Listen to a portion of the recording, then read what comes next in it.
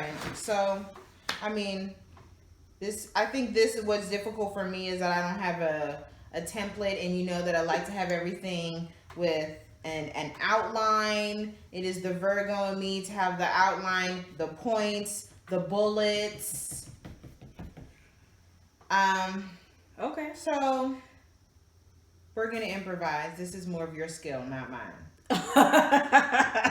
Okay. I mean, so basically, I wanted to do a video talking about ghosting.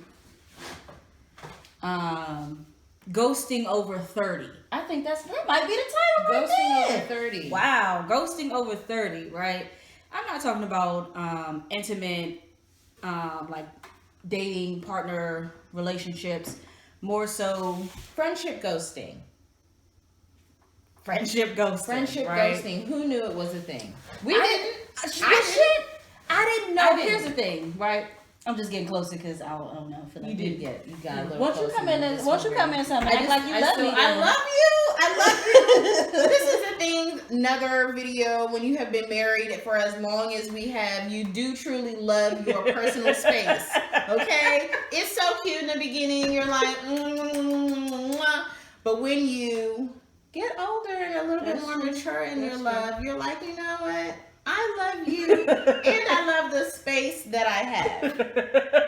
All of this space. Okay. All right. Separate video. So ghosting over 30. This came about because we met someone at a lesbian function. Yeah. A couple years ago, when we first moved back to the DMV, we met someone at a lesbian function. She was real cool. Her daughter was real cool. Yeah, like a couple years older than our son. So yeah, a few years.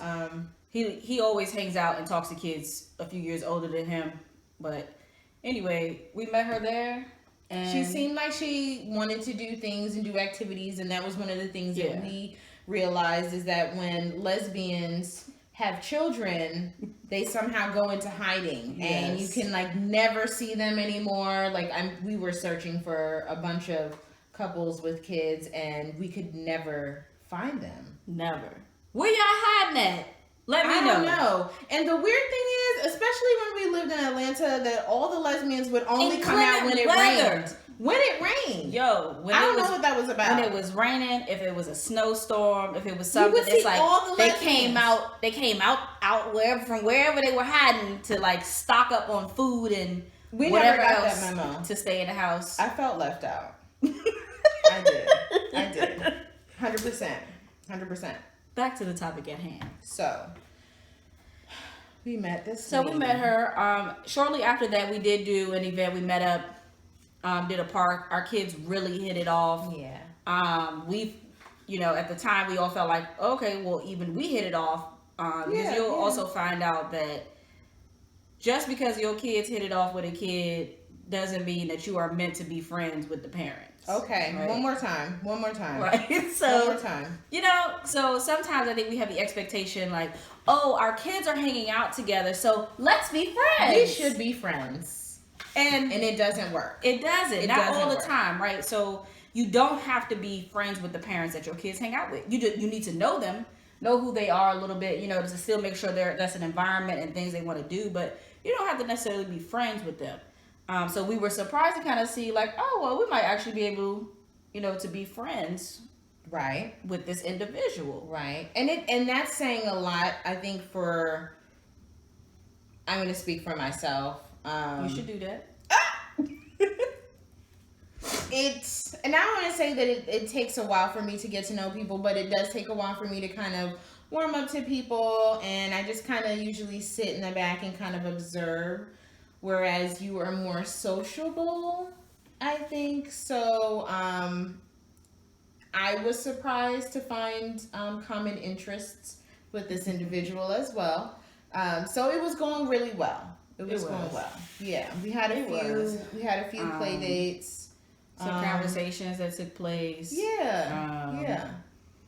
Would you say like over the year we kind of over that first year. Over the first year. Yeah, over that first year we had like a few play dates. We even met up at like the pet farm and all that. Mm-hmm. when COVID hit, it was shortly after that, right? Because COVID hit like February last year, March last year. Yeah. So that was like maybe 6 to 8 months after we first met their family. So the first play date in the COVID, I can't even remember what the first. I think it was probably a park. Out somewhere. Anyway, this individual, she really was going through a lot. She was going through a divorce, had some other things, like her family dynamics were changing. So she's a single mom, has 2 kids, you know. So we were also trying to be mindful of that and not like always invite her out or see what she was doing. Yeah. I guess we're just gonna skip forward to like talking about red flags, right? So there's red flags when you're in a relationship. Well, before we skip forward to the red flags, we made a decision, a conscious decision, to be part of each other's COVID bubble. So shout out to all the COVID bubbles out there. You know what I'm saying? Saving lives. During COVID, we, came up with whatever our guidelines were so that our children would be able to see each other. Yes, and still be able to have some sense of normalcy, some socialization during this period. Sure. So that was really huge. That's important to know. It is. So as we were going through the year, hanging out, all that kind of stuff, there were red flags that started popping up. Yes. And I'm quick to look for some red flags. I'm quick to look for a flag. Facts. I can't deny that. There were red flags, but there were red flags like later on, right? So after the friendship and stuff, we've been talking, checking on each other and all that, probably after a year. And you forget to pay attention to the red flags because you want to hope, and especially during COVID, I think, people really wanted, and I can speak for myself, you really wanted interaction for your kids, you wanted interaction for yourself, so that's how I was feeling, so I you're saying we got sucked in? Yes, but but you know me, I'm a little bit more, I give people chances. I don't. I give people chances. So, I like to think, somebody's going through a really tough time. So their behavior, their behavior right now may be something a little bit more attributed to what they're going through and not necessarily because they're a crap person. I'm trying not to cuss on this channel. It's really hard. I'm gonna try, and I don't mean to say that I don't give chances. I do give chances. I am just a little bit more critical. I think it's my day job that I am usually just assessing people all day long. And I do try really hard not to bring it into my personal life with the friends that we have. I really don't assess the friends. I think because we've been friends for so long with our group that I don't assess them. Our friend bubble is like it is, but it's tight. Yeah, it's tight. Yeah. But so when new people come into the mix, I'm just always kind of like, I don't know. Let's see.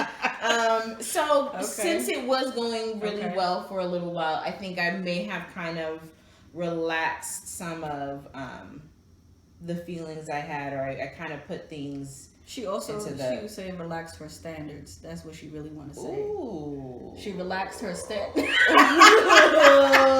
relaxed her standards. I wasn't gonna say it, but yeah. So, it's important to pay attention. Anyway, it's important to pay attention to the flags. Yeah. We definitely towards the end of that friendship, we started paying attention to the flags. You replay things as it goes out. Yeah. What would you say the first flag? I think the first flag for me would have been, okay, so let me just say this. We met up to do an event in November or October? October. Was it? That was the festival. Remember, because she introduced us to the festival. The festival of right. Okay. So it was. We went apple picking. Right. Yeah. Right. Totally cool. I don't know if you guys have ever done that, but a wonderful experience to go and pick your apples off the tree. Oh yeah. He loved it. So yeah. But that was like the first event where we were like, oh, okay, hey, it had been like a few months since we had hung out, so it was really nice to see each other. We were all vibing. Yeah. No, like I would say at that event, I didn't think anything was really wrong. Yeah.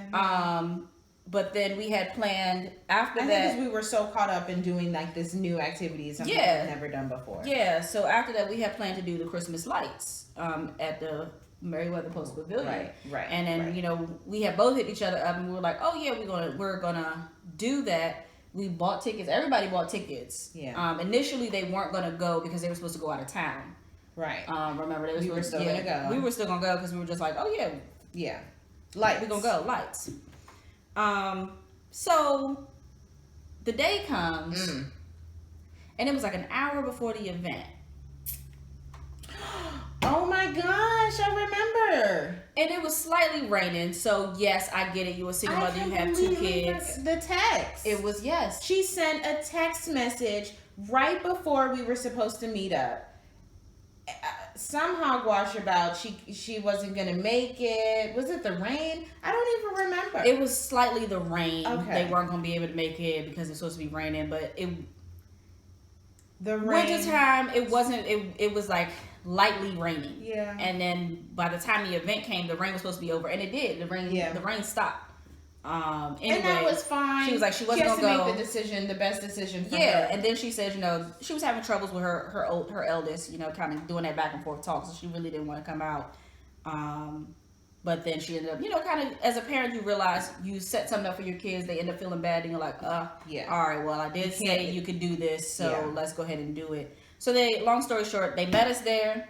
It was cool, but it was the way that we actually ended up meeting that kind of stood out to me. Okay. Where it was just like, well, she seemed like she really didn't want to come, but okay, she might be going through some stuff. Then she just said her daughter's. I understand. Our son is 4, or he was 3 at the time, but he's 3 and he was driving us crazy. So I can only imagine being a single parent and having 2 kids to deal with. And we're really big, and I know this is like, oh my gosh, as everyone says this, we're really big on energy. But no, really, for real, we were big on energy before energy became a thing. Yeah. For real, before charging crystals in the moonlight became a thing. We were really big on energy, and it's really draining. That's another video. Protecting your light. Protecting your energy, yeah. But her energy was off. It was like... It was definitely off. So they showed up, and when they showed up, like she said, because we are big on energy, we could feel the chaotic energy that whole night. Yeah. So, anyway, a couple weeks after that, she hit us up and was like, hey, y'all want to go to the parks? So we... Wait, though, because... I think you like skipped. There were just like little bits of things I feel like you skipped. So like as we're going through the park, she has a stroller, she has an infant and all that, she just I felt like she was just rushing through. And normally when you go see lights with people, you kind of walk and then you say, and then you walk to the next one and and you know, and then she was just kind of rushing through, and it was kind of like she was there with her family, and the kids were trying to rush, run together and see this stuff. So it just seemed, again, just really awkward. Like, am I reading too much into it? I don't really want to make a big deal about it. We're doing the lights. And then I think the other thing for me that I saw was it was this. It was the hair. So she just got her hair done. And ladies, there was a time before I did this. Yeah. So there was a time where I had some, and when you just get your hair done, you're feeling cute. No one can tell you anything. You're out here flipping your braids. Okay. Like, bitch, what? I'm it. She was doing that the whole time, and we noticed that when her hair was done versus when it wasn't done. Not when it wasn't done. Okay, the difference, right? Because you say her hair wasn't done, then you make it seem like she just out here looking like a rag doll. That's not the case. When I said when her hair wasn't done. It wasn't done. But it was, because when she would wear the big, like her hair out in the natural look, she wasn't acting like that. Okay. Personality changed with the different hairstyles. But the hairstyle definitely, you could tell, gave her more confidence, is what I would say. I like the natural. I like the natural you. But her hair was done. I like the down to earth one. When we met the other one, I couldn't vibe with her. With the and it was a lot of you take the long braids, and you take the braid out, and then you flip it back like this. It was. At one time, I had to duck. I had to duck because when she threw it, it almost hit me. I had to duck. So I was like, what is going on? This is too much. It's too much. So that you skipped over that. Okay, so it was a lot of that, those little things in between, and then when we got to the end, and it was kind of like, oh, this was fun, and we were like, it was fun. And at the end of the day, our son was smiling, he was happy, and that's what mattered most. I would at least say, for me, that's what mattered most. And he had a good time. Yeah. Looked at him, he said it was the best time. Yeah. Great. You know what I mean? But so that was the first red flag, though. The energy there and all that. Now, what I will say, between the first red flag and the second red flag, this one, the whole time was just like, I don't know. Mm-hmm. She was kind of flipping that hair, like extra feeling herself, like she didn't really want to be there. Something was on. And I was like, well, she may be going through some stuff. The divorce is still happening. She got 2 kids. She's a single mom. I come from a single parent home. So, I understand some of the struggles that may come with that.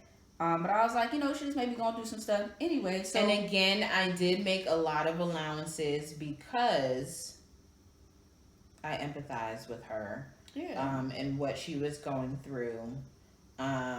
We've had some friends that have gone through divorce. Yeah. We have friends going through a divorce. Right. Right. And we know and not everyone acts like that. Yes, and not everyone acts like that. Yeah. But we know we know it's not easy. No. Managing the emotions in the day-to-day life, we know it's not easy. So I think we were just very hesitant about being critical and saying too much, and just trying to make sure that we were just really, really supportive. Yeah.